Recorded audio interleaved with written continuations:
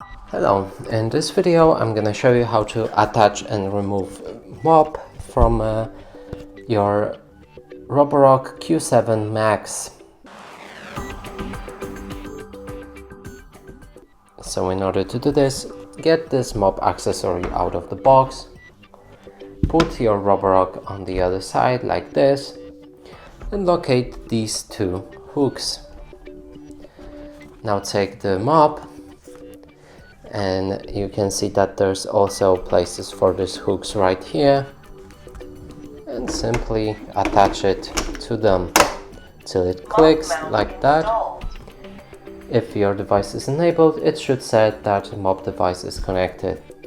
And now to remove it, you will need to press the buttons on each of the side of this mop and simply pull it towards you. And you should also hear this information. And that's it for this video. Hope you like it. Please consider subscribing to our channel, leave a like and a comment below.